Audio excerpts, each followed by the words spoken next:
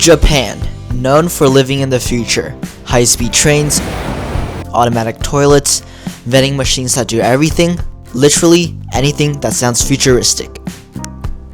And today's topic, Japan Airlines, ranked number 9 in the world. Sounds like it should be just as futuristic as the rest of Japan, right? I mean, it's the national airline after all. But this flight kinda caught me off guard. Stick around, you'll see exactly what I mean. Hey guys, going to the airport right now. Today we're not flying Aviation. In fact, we're flying something a little different, Japan Airlines. Let's see how it compares. Okay, so flying JAL to Nagoya today. CBO, I think that's the code.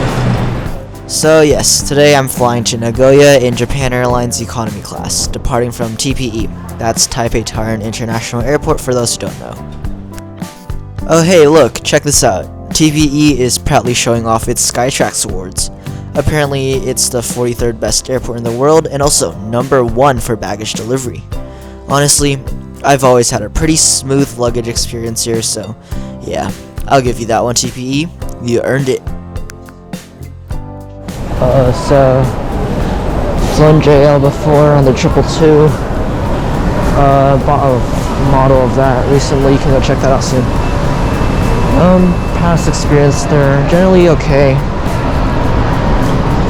I'm excited to try them again. Unfortunately, we're with like a tour guide thing. I don't know. So hopefully, I have a window seat.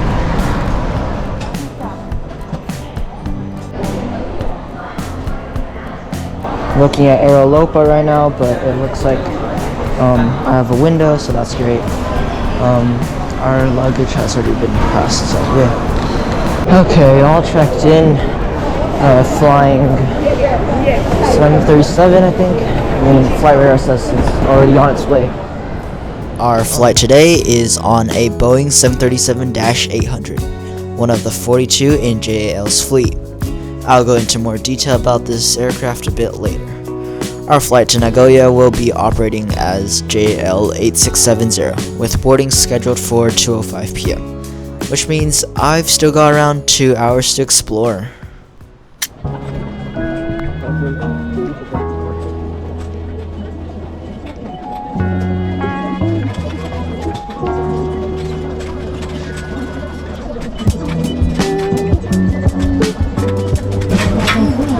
Thank you. Wow, everything is computer automated.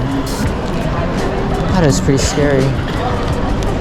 But for a change, once our gate is D today. Over here, yeah, D gates. Yeah, it says 52K, but like, it is no 52K.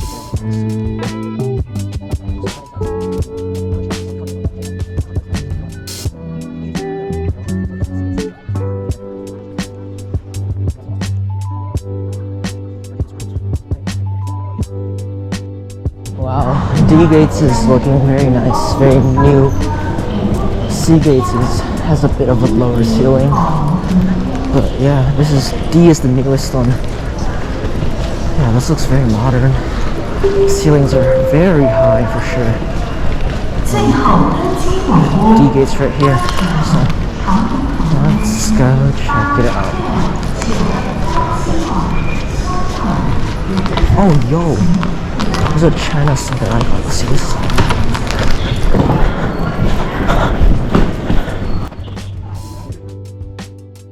Our plane is evidently not here yet. From flight radar, I can tell it's not even close. It's landing in like 20 minutes, I think. Turns out the plane was only like 7 minutes away, so I decided to wait.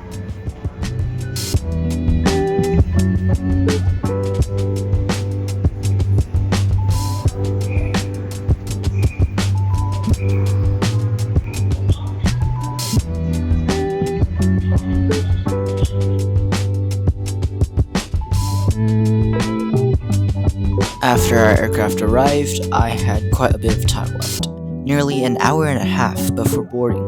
Due to this, I decided to head to the Plaza Premium Lounge. However, that wasn't included with the ticket, so that can be a topic for another video. Boarding's already started, and it's only 1:40. We're 5 minutes early. I'm zoned for today, but I think we can get on board now, so let's go. 第二组商务舱旅客 JAL Global Class 及管理一家 Sustained 旅客登记。谢谢。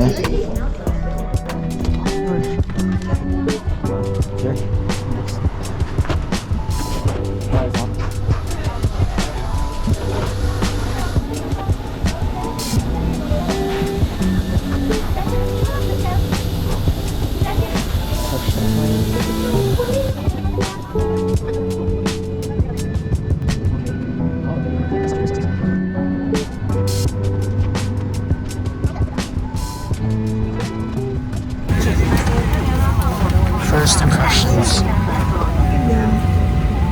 In-flight entertainment system, IFE, tray table, pretty big literature pocket, lots of storage, a footrest.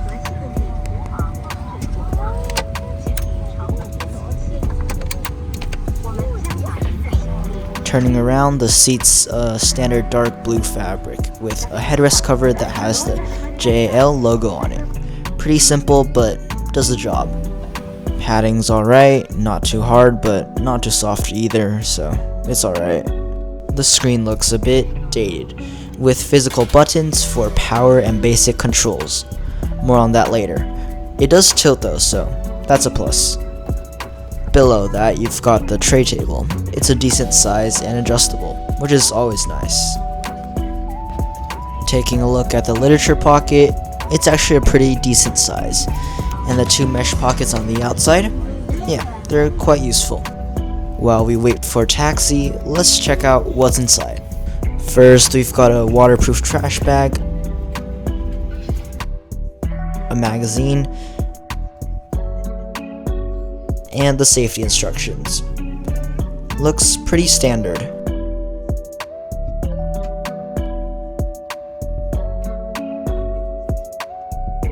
A first for me though is the Wi-Fi card. It's surprisingly detailed.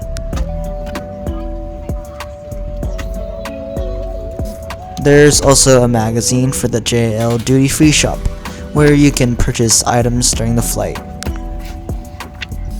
And in one of the magazines, there's a small section that shows off their fleet. Pretty cool. My name is Nagano, your senior cabin attendant of this flight. According to the latest information, First up, the safety video. especially before landing, please make sure to button your seatbelt tight and low, ensuring it is not twisted. May we also Flap set, and we're off. Now let's talk about the aircraft.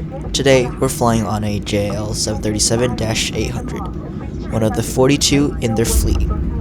This specific one is registered as Juliet Alpha 304 Juliet, JA304J. It's 18.2 years old and was delivered new to JAL back in May of 2007. JAL has two configurations for their 737, one for the domestic routes and one for the international. Since today's flight is from Taiwan to Japan, we're on the international version, which JAL typically uses for the short-haul international flights like this, along with 2 to 3 hour domestic routes.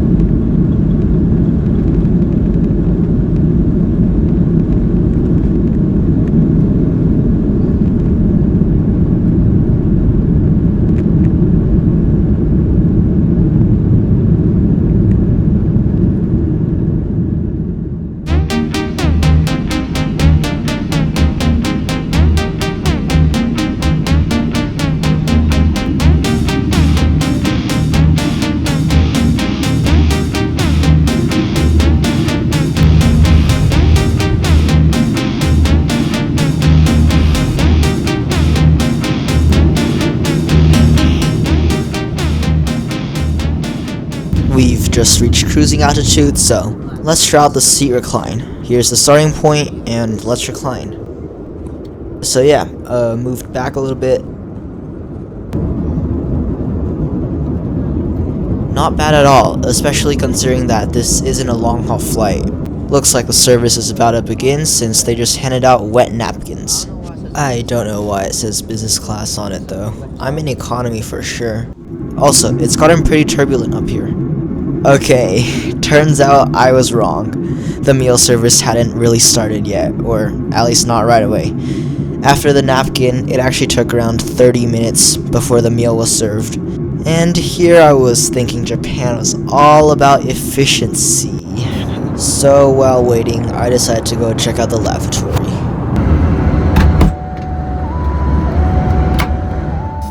Okay, in the lavatory now. Okay, so in the lavatory, it's a pretty decent size.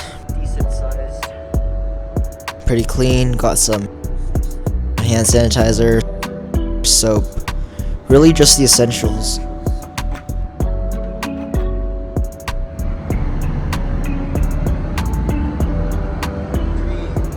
Ooh, getting turbulent. The water's good pressure and it's pretty warm. Bro, they're still passing out the drinks.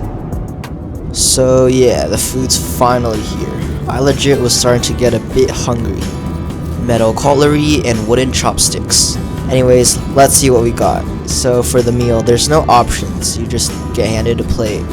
Starting with the side dishes, first up, a small salad with a slice of salami on top. Alongside that is a bowl of noodles. Very on brand for a Japanese airline. There's also a dessert, but we'll save that for later. And of course, there's the usual bowl of fresh fruit. Now, let's talk about the main course. It came with a generous serving of rice, topped with ketchup and melted cheese, along with some eggplant and zucchini on the side. I'll be honest, it was pretty salty, but I really liked it. Way better than I expected. The turbulence still isn't letting up. The side dishes were also pretty good. I like the fresh salad with the salami adding flavor. The noodles were really nice, very soft and flavorful. Overall, the side dishes were very delightful. Now, onto the dessert. This dessert really tasted pretty good. It's like pudding and jello combined with a raspberry taste. I think you can tell what my opinion on this meal is just by looking at my empty plate. After finishing the meal, I noticed something a little unpleasant. There was some residue left on the seat back from previous passengers. The rest of the cabin was alright, so this definitely stood out. After noticing the residue on the seat back, I decided to take a closer look around the seat itself. Since this aircraft is a bit older, we actually get individual air vents. Always nice if the cabin gets warm. Another unique feature is this controller tucked away in the left armrest. I'll show you what that does a bit later. And then there's the footrest. You might have noticed it earlier, and it's a nice idea in theory, but not super practical. There's a huge equipment box under the seat in front, so if you store anything down there, the footrest gets jammed and you can't extend properly. Still, I appreciate that JAL tried to add extra comfort here. Points for the effort. Now, this whole time I've been eating and haven't really touched the in-flight entertainment, but what if I wanted to? Let's take a look at the IFE. This aircraft does have Wi-Fi on board, and for the first hour it's completely free, which is a nice touch. The speed is alright, not amazing, but usable for light browsing or messaging. And once that free hour runs out, well, you're kinda still in luck. Sort of. So, as you've probably already noticed, there is a screen on the back. The only problem, this system is pretty bad. First off, let's look at the selection, or at least try to. The screen isn't even touchscreen, so you have to use the remote hidden in the armrest. That wouldn't be a big deal, except the screen is really dim, like I can barely see what I'm doing. And on top of that, the software is super laggy. So when you put all this together, no touchscreen, hard to see display, and unresponsive controls, it's kind of a mess. Surely the movie selection's better, right? Well, let's take a look. Yeah, there are a few things to choose from. Pretty decent, but considering that this is a full-service international flight, I think JAL could have done better. Their full entertainment library is only on their wide bodies, but honestly, there is no reason they couldn't improve the options here too. Alright, let's look at the flight map. Why is it taking so long?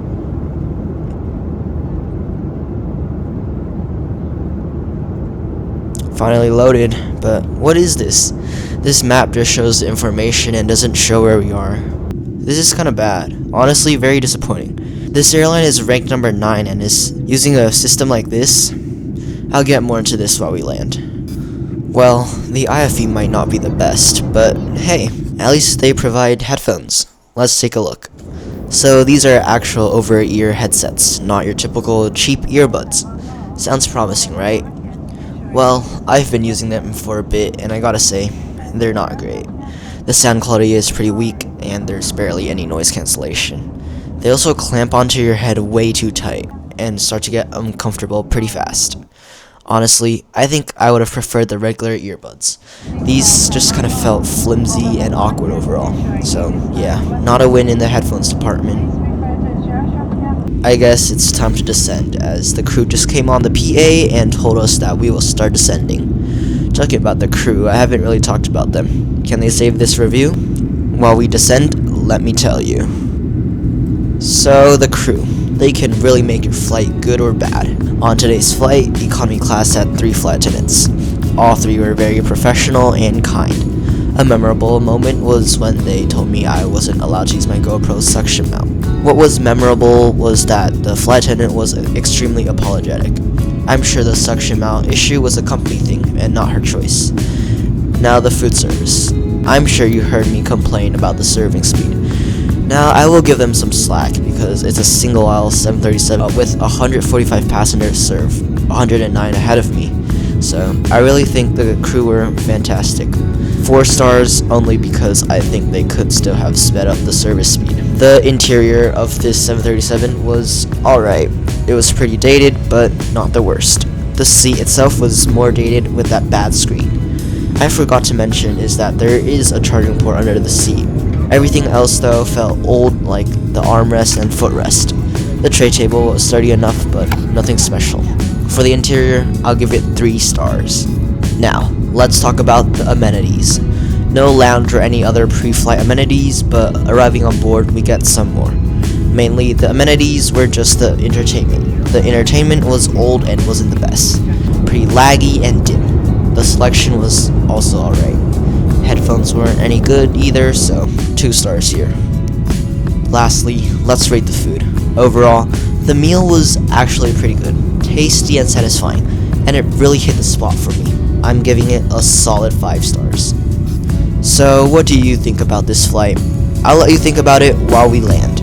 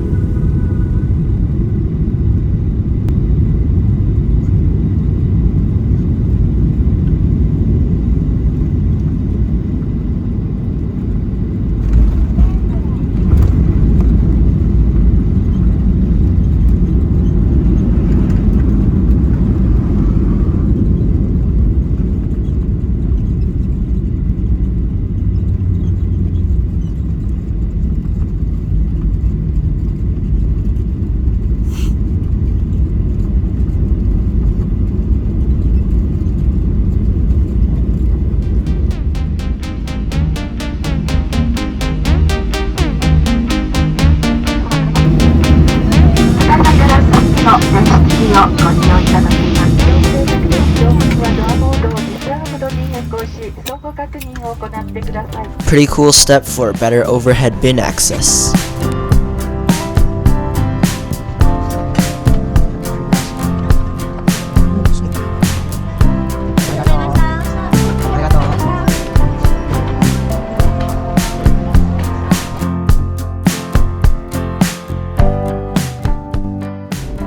So, would you fly Japan Airlines on this flight? Before you answer, let me tell you the price, because that can change your opinion. From JAL's website, I couldn't find the exact same round-trip flight on the same dates a year later, so instead, I looked at the fares during August. It came out to 17,260 new Taiwan dollars, which converts to around 587 USD, so basically 600 bucks. So yeah, that's the price. As for me, I probably won't be flying with them again anytime soon. After this flight, I'm really not sure how they're considered the world's 9th best airline. I'm sure their wide bodies are better, but these 737s are still part of the airline experience. So, what do you think about JAL's 737? I'm open to any comments and questions. Just drop them below.